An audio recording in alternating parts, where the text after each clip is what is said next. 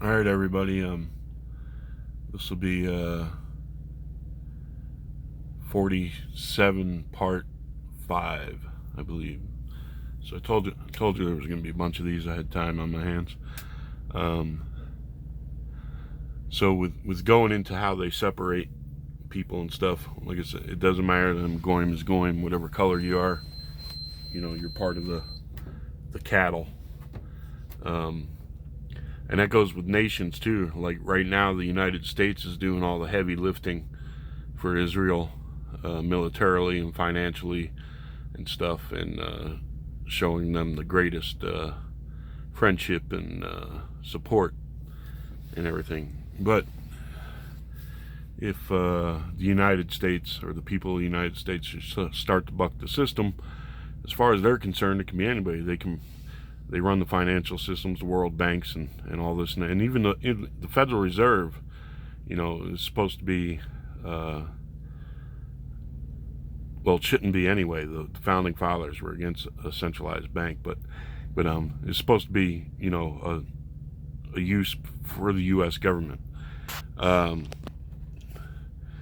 not too long ago, when Congress called the chairman and stuff of the Federal Reserve before them and stuff, they questioned them about some loans that the Federal Reserve made for hundreds of billions of dollars, and they wanted to know who gave them permission to loan this money and who'd they loan it to. And the Federal Reserve more or less told them it was none of their business, and that Congress had given them permission, and you know, pretty much gave the Federal Reserve a free hand and do whatever the hell it wanted to do. See, and that's how this whole thing operates. And that's, you know, like I said, the word tool. All these people are tools. Even them evangelical preachers on TV who are blinding you as to how everything works and everything, and tell you, give your undying support to Israel and stuff. They're tools. They get support and stuff for Israel, so they get perks and stuff. They're getting rich. They're tools. They don't care about the truth. They're living a good life. Think they're missing any meals or busting a sweat actually working jobs?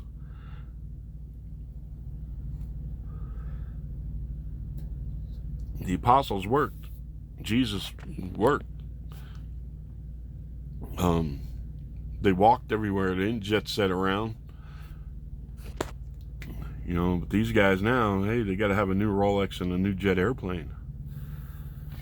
And as long as they keep promoting Israel and getting all the support for Israel through our deaf, dumb, and blind politicians who don't know anything about their own religion and stuff and everything, and so they can be used as tools for Israel. But it doesn't matter to Israel.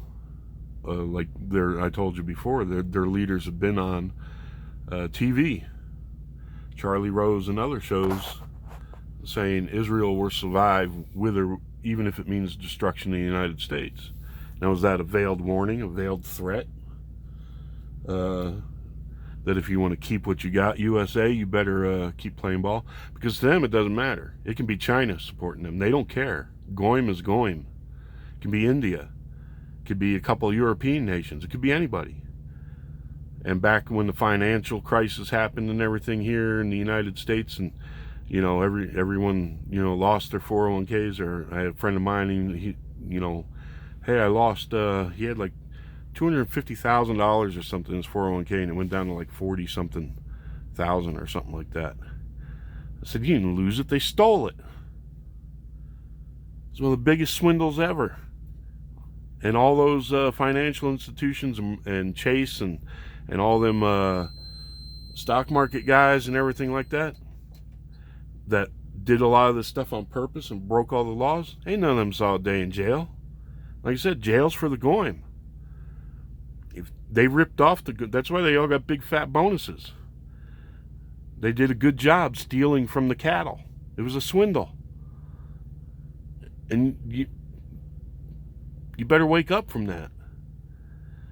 You know, they give you the American dream to chase and everything. You get so busy doing that and trying to keep your own head above water and stuff, you don't question what's going on around you. You know, especially if you're doing half as decent, doing a little good, you're like, hey, you know, this is all right. And they're laughing. It's like, 'cause, hey, we just swindled them out of all this money and no one's catching on. No one's catching on, not even the politicians. And even if they do, we own the media and everything. We can blur everything so much and everything that people don't know what the truth is. But a con job is a con job. That was a con job. All them brokerage, too big to fail, and the banks and all that, they all increased their wealth.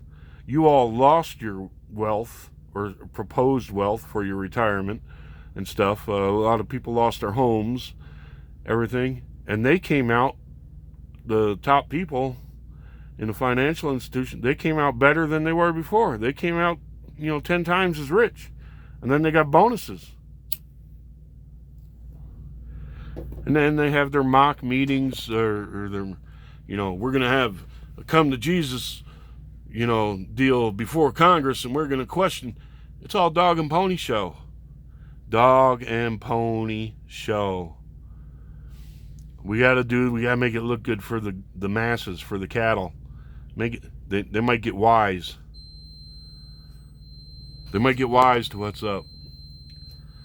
So anyway, you see the Federal Reserve is already, and like I said, they could care less about the affairs between, or wars and things like that, because they get rich. They finance both sides. They don't care. War between two goyim nations, hey, we don't give a shit. Kill each other. We'll finance both sides. You pay us the interest, and one way or the other, we'll come out on top, making more money and getting more power, because we'll own the leaders of those countries. So, for all the Federal Reserve, they didn't tell Congress who they loaned that money to. They could have loaned it to ISIS, for all you know.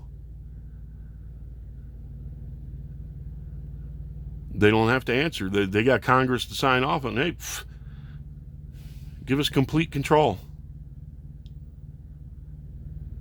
So that's why when you hear me when I'm saying, way to go, Congress. Our Congress doesn't care about us. Our Congress isn't attending to the things they should be attending to. Let's talk about transgender and homophobia and whatever, and all this other crap. Let's make this the issues of the day.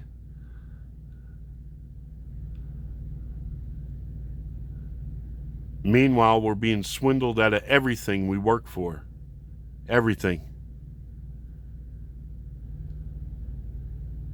Sure, if you want to go out and take out loans, you can have what you want. Sure. It's just more money for them.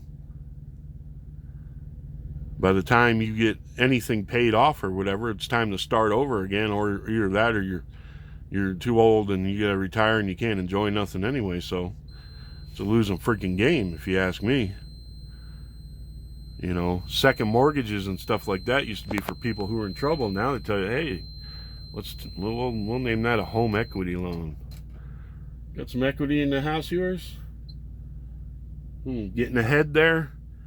You might get ahead of the game, pay that thing off, and then have some extra money to do other things. Maybe start a business.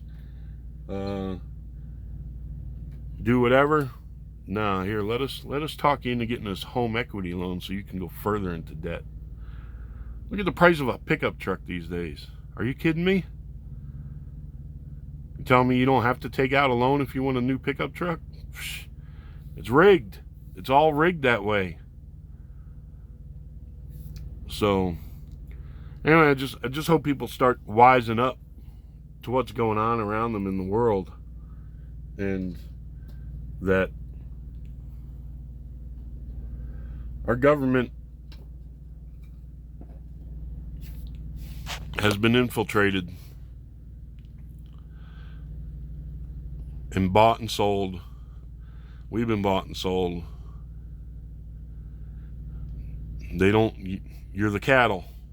They don't care what you think or how you're doing. All they care about is keep moving things in a direction where they make more money. NAFTA. Who cares if we put a bunch of Americans out of work? We'll make more profits south of the border. And the corporations and the tools will make theirs, and then the financial institutions and all the stockbrokers and the dividend holders and stuff, they'll make theirs. Life will get harder for you, life will get better for them. It doesn't matter. Black, white, brown, don't matter. All this crap about white privilege and stuff and everything's just to have us against each other, and then they're going to push the social stuff and everything, and this reallocation of wealth. It's not going to be the people at the top's wealth. I'm telling you that right now. It's going to be, if you're successful and white and Christian or anything else, whatever it is, you're going to have, your wealth is going to diminish, because they have to keep all the slaves happy. You understand? All the goyim, all the cattle happy and working. And if the cattle of color feel that the white cattle have it better or something like that, they're going to do, what they got to do to make you feel like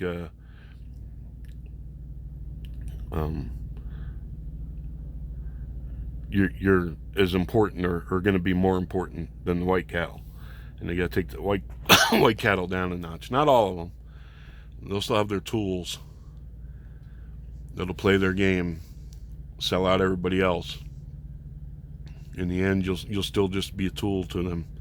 No better than cattle. That's why they got on TV and said, we're going to exist, even if it means destruction of the United States. Even if you've been a good and faithful tool, they don't care. Even if you serve them well, they don't care. You ain't all in, you start making waves. Well, that's where the threat was. We'll take you out somehow. So,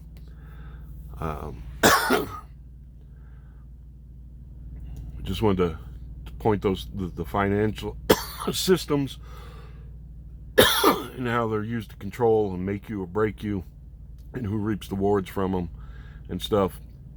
And that Imran Hussein is right, that this Dajjal and this enslavement of mankind is going to be done through the financial systems and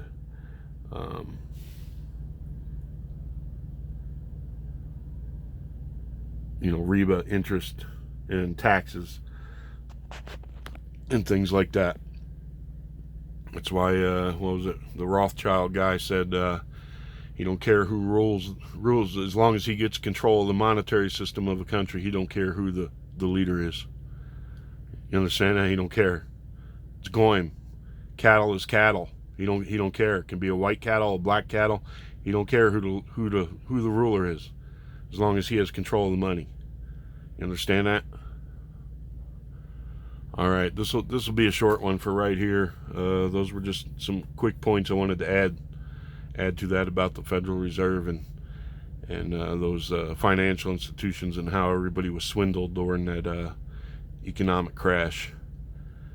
And they've done it before, even during the Great Depression. The richest got richer while and then we're able to go around and buy up everything cheap afterward. So, and that's what happened this time around too. So anyhow, I hope that somehow gives you a clearer or a little bit of a clearer picture of the bigger picture of how the world is operating with the financial institutions and stuff like that. And I urge you to watch Imran Hussein's videos about the Federal Reserve, and also Mike Maloney's videos about the Federal Reserve, and just see how the system is working.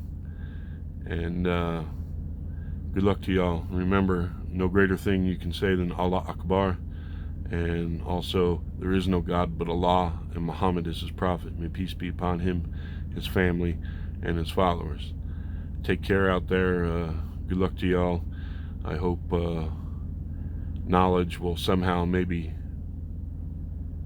bring you to the faith of Islam, and then to maybe be able to plan and look out for your families a little better, protect yourselves financially somehow, and be able to realize, see things.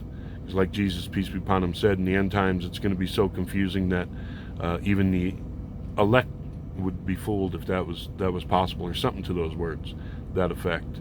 So I'll probably do one more tonight, one little short one, because there's some things I wanted to talk about, some things that Jesus, peace be upon him, said that maybe you don't realize. So all right, take care.